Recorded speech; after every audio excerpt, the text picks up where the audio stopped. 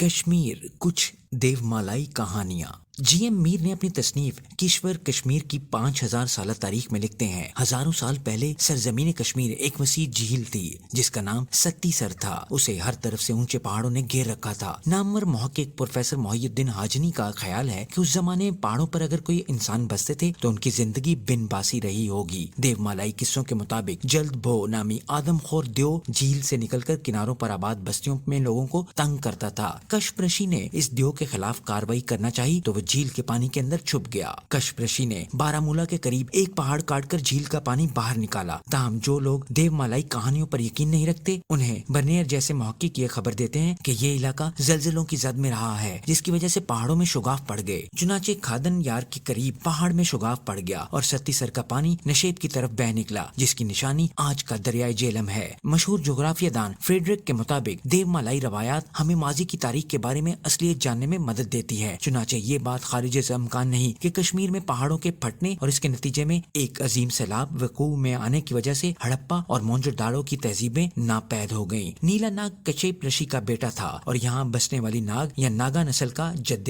اعلیٰ۔ یہ بات تسلیم شدہ ہے کہ کشمیر میں قدیم زمانہ میں ناگ یعنی یا ناگا نسل کے لوگ آباد تھے۔ محقق جگموہن کا بیان ہے، بزیزہ ہاما کی کھدائیوں سے یہ بات پایا ثبوت کو پہنچتی ہے کہ وادی میں 2000 قبل مسیح میں آبادی موجود تھی۔ ناگ یا ناگا یہاں کا قدیم ترین قبیلہ تھا۔ کچھ دو سر سے قبائل جن میں کھش، ڈار، ڈوگر، پشا اور تانترے وغیرہ شامل ہیں بعد میں ظاہر ہوئے۔ سی ایف اولڈہم کے مطابق یہ لوگ سورج بنسی خاندان کے سپوت تھے، لیکن جیمز فرگوسن کا خیال ہے کہ یہ لوگ تو رانی نسل کے خانہ بدوش تھے اور آریہ حملہ آوروں نے انہیں بھگا کر یہاں پہنچانا تھا۔ بہرحال تاریخی اندازوں سے یہ بات یقینی ہے کہ یہ لوگ کشمیر کے اصل باشندے تھے اور آریانہ تھے۔ ان کی تہذیب کی بنیاد بنی اسی طرح جس طرح کشمیر کی ایک قدیم نسل پشاچا کی زبان کشمیری زبان کی بنیاد بنی۔ اگست 1965 میں سری نگر کے ایک ماہنامہ میں کشمیری محقق اقبال ناتھ کا لکھا ہوا ایک مقالہ کشمیری زبان میں شائع ہوا جس میں مضمون نگار نے قدیم کشمیر کے 8 ناگ قبیلوں کا ذکر کیا تھا۔ یہ ناگ قبیلے چشموں کے کنارے آباد تھے اور پھن در سام کی پرستش کرتے تھے۔ کہلن کے دور تک ناگ قبیلوں اور چشموں کے ارد گرد دیومالائی قصوں کا ایسا جال بنا دیا گیا تھا کہ یہ جاننا مشکل ہو گیا تھا کہ ناگ کشمیری انسان تھے یا کوئی غیر مادی روحانی مخلوق تھے۔ آریہ کشمیر میں وارد ہو گئے تو انہیں ناگوں کا مقابلہ کرنا پڑا، لیکن بعد میں ان کے مذہب اور معاشرے میں ناگوں کا اثر بہت بڑھتا گیا، حتیٰ کہ آریاؤں نے ناگوں کو دیوتا بنا دیا۔ کلن کے مطابق کشمیر وہ سرزمین ہے جسے نیلا، سنگا اور پدما نامی ناگوں نے اپنی حفاظت میں لے رکھا ہے۔ ناگوں نے ہمارے پرکھوں کی کئی رنگوں میں دستگیری کی ہے، مثلاً انہوں نے زعفران کی کاشت سکھائی، انہوں نے تانبے کی کانوں کی نشاندہی کی۔ ایسا لگتا ہے کہ پشاچوں کو مغلوب کرنے کے لیے ناگوں نے آریاؤں کا ہاتھ بٹایا جس سے ان کے تعلقات بڑھ گئے اور مذہبی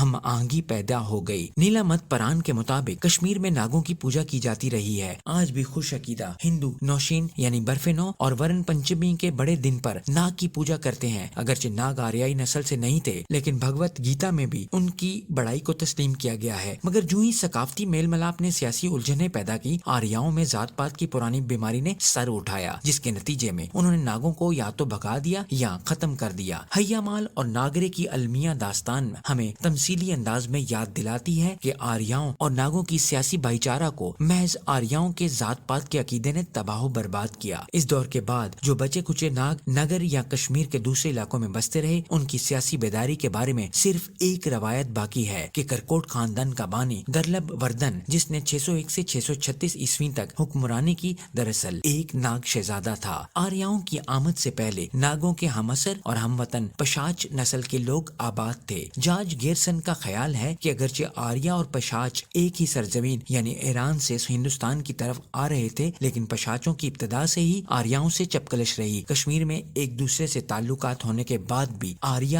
انہیں اچھوت سمجھتے رہے۔ محققین کے مطابق بھی قدیم کشمیر میں 8 ناگ قبیلے کے لوگ پھن در سانپ کی پرستش کرتے تھے۔